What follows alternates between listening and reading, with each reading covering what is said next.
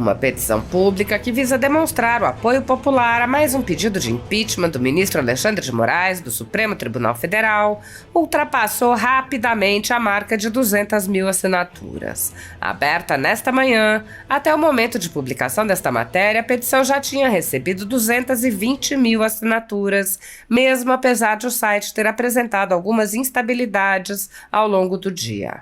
A deputada Júlia Zanatta disse: impeachment de Alexandre de Moraes já.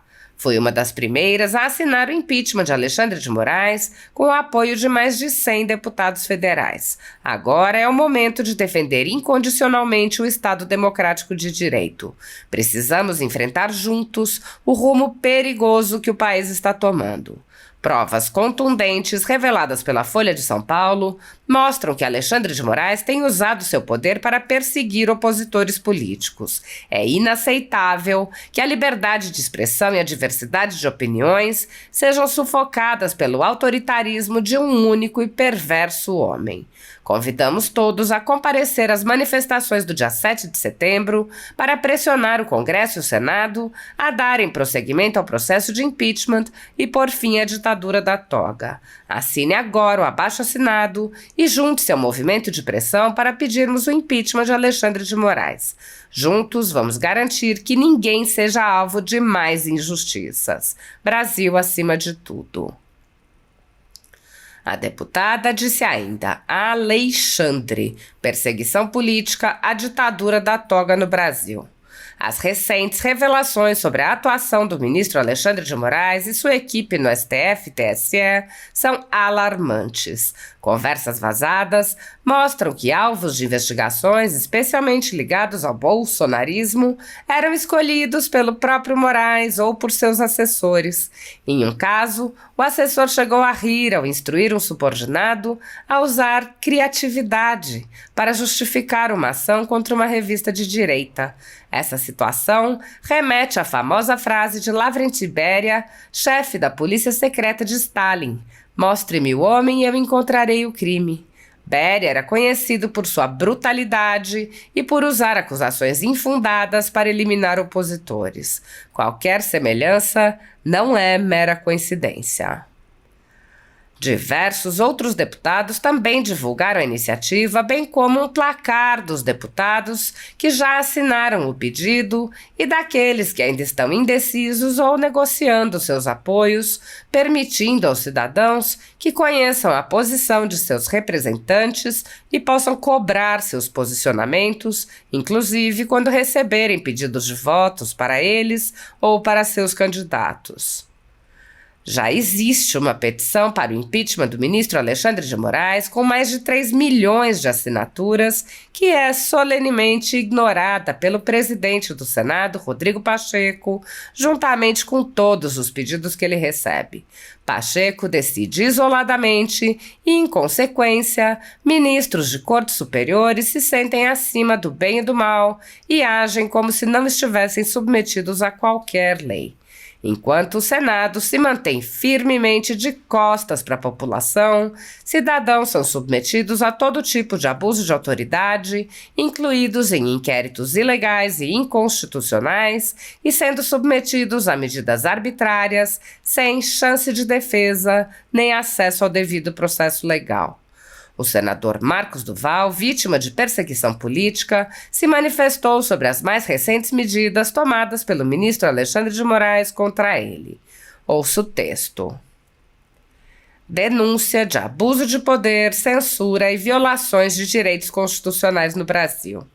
Nos últimos tempos, o Brasil tem sido palco de uma série de atos e decisões judiciais que representam uma grave ameaça ao Estado de Direito, à liberdade de expressão e aos direitos fundamentais garantidos pela nossa Constituição. Infelizmente, tais atos têm sido perpetrados por uma autoridade que deveria ser a guardiã desses mesmos direitos, o ministro Alexandre de Moraes, da Suprema Corte do Brasil. Bloqueio arbitrário de recursos financeiros. Recentemente, o ministro Alexandre de Moraes determinou o bloqueio de um valor de 50 milhões de reais de minha conta pessoal, sendo que tal quantia jamais existiu em minhas contas bancárias. Em uma demonstração ainda mais alarmante de abuso de poder, o ministro bloqueou também os recursos do Senado Federal destinados ao meu gabinete, comprometendo o pagamento de funcionários e despesas essenciais para o exercício de minhas funções parlamentares. A Constituição Federal do Brasil, em seu artigo 53, assegura a inviolabilidade dos parlamentares, protegendo-os contra atos que possam impedir o pleno exercício de seus mandatos. 2. Censura imposta às redes sociais. Outra prática preocupante tem sido a imposição de censura às plataformas digitais por meio de decisões judiciais sem qualquer embasamento legal. Ordens para remover completamente páginas de parlamentares como as minhas, de redes sociais como Facebook, Instagram, YouTube, X, antigo Twitter, representam uma afronta direta à liberdade de expressão e à democracia. É imperativo destacar que tais ordens não se baseiam em qualquer violação de termos de serviço das plataformas ou em infrações legais, mas sim em decisões unilaterais e arbitrárias, desprovidas de fundamentação jurídica. 3. Ameaças e multas desproporcionais às Big Techs. As Big Techs têm sido coagidas a cumprir essas ordens sob a ameaça de multas diárias exorbitantes que podem chegar a R$200 mil por dia. Essas medidas, tomadas sem base legal e sem um cálculo claro de proporcionalidade, criam um ambiente de medo e coação, levando essas empresas a cumprir ordens que, em muitos casos, são flagrantemente inconstitucionais. É essencial lembrar que o princípio da legalidade, consagrado no artigo 5º, inciso 2 da Constituição Federal, estabelece que ninguém será obrigado a fazer ou deixar de fazer algo, senão em virtude de lei. 4. O perigo de uma ditadura. Obedecer cegamente a essas decisões monocráticas de apenas um ministro da Suprema Corte, sem questioná-las, é um caminho perigoso que nos leva ao início de uma ditadura. Se permitirmos que decisões judiciais sem embasamento legal sejam cumpridas sem resistência, estaremos contribuindo para que o Brasil, em pouquíssimo tempo, se torne uma ditadura. A história nos mostra que a ditadura começa exatamente assim, com o acatamento de ordens autoritárias sem questionamento. Se não defendermos o que está escrito na Constituição, abriremos espaço para que um ministro, com uma única decisão judicial, possa fechar os 3 poderes ou tomar outras ações extremas, minando completamente a democracia. Denúncia internacional e recomendação às Big Techs. Diante desse cenário, comunico oficialmente às Big Techs que não se sintam intimidadas ou coagidas a cumprir decisões que carecem de base legal e constitucional. Exorto as plataformas a questionarem judicialmente essas ordens e a buscarem proteção junto a organizações internacionais de direitos humanos, como a Comissão Interamericana de Direitos Humanos. Além disso, este documento serve como uma denúncia formal às organizações internacionais sobre as graves violações de direitos que estão sendo cometidas no Brasil, com o objetivo de alertar a comunidade internacional e buscar apoio na defesa da democracia e dos direitos fundamentais. 5. Conclusão. O Brasil enfrenta um momento crítico em que é necessário relembrar e reafirmar os princípios fundamentais que sustentam nossa democracia. Apesar de alguns senadores agirem no limite de seus poderes para frear os atos autoritários de ministros das Cortes Superiores, a Casa Legislativa como um todo permanece cega, surda e muda, indiferente aos ataques à democracia, graças ao seu presidente Rodrigo Pacheco, que engaveta todos os pedidos de impeachment de ministros de Cortes Superiores que chegam às suas mãos.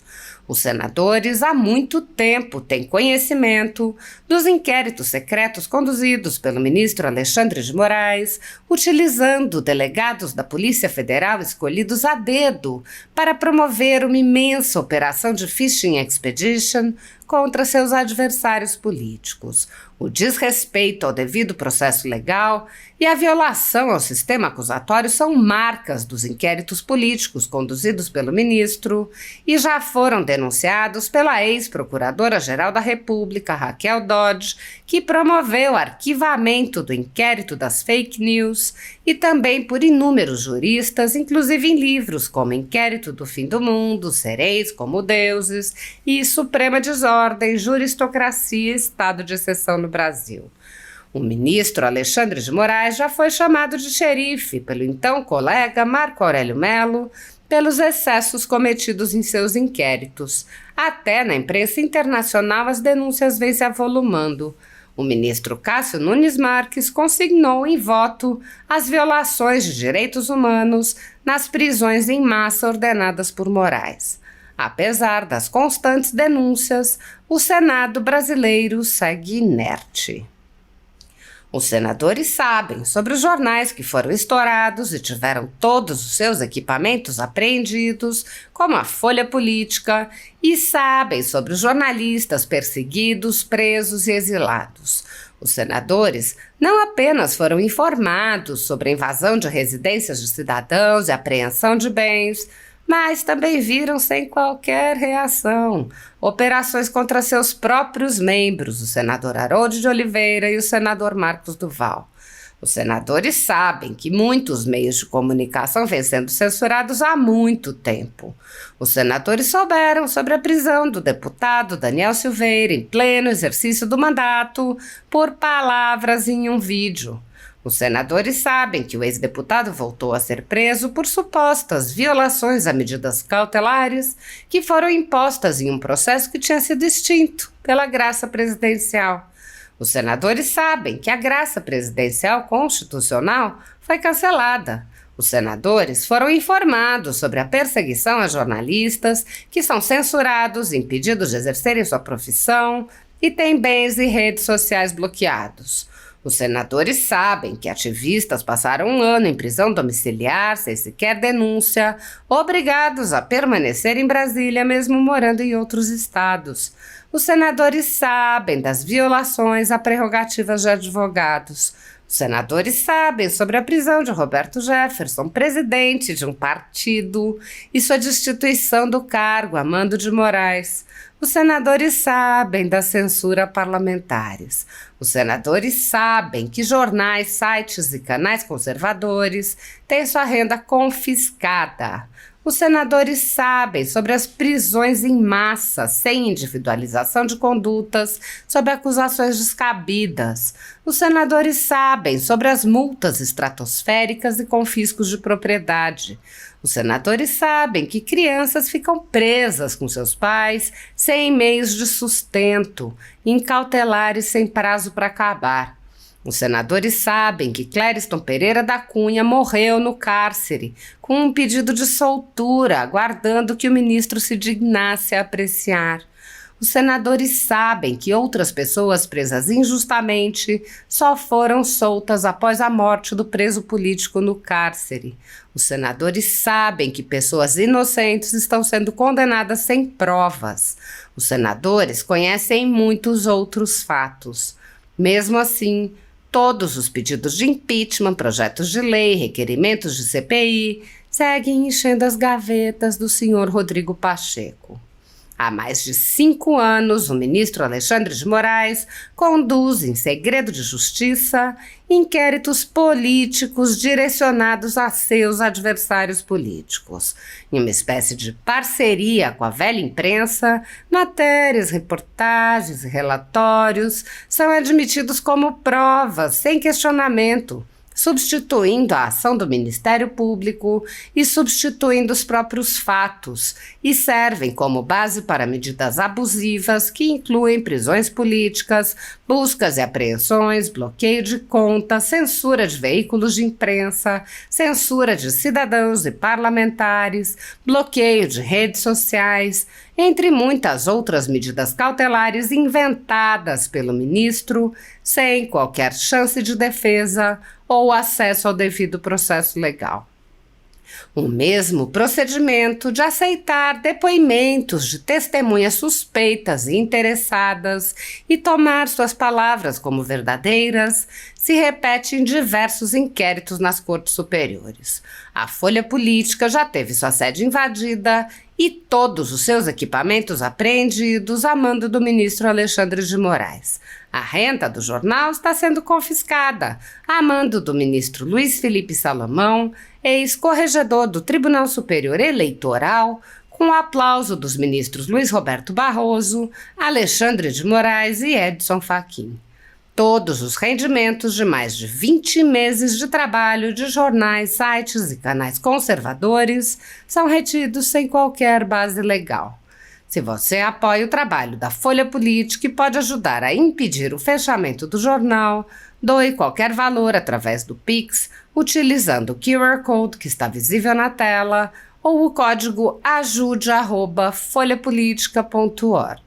Se preferir transferência ou depósito, a conta da empresa Raposo Fernandes está disponível na descrição deste vídeo e no comentário fixado no topo.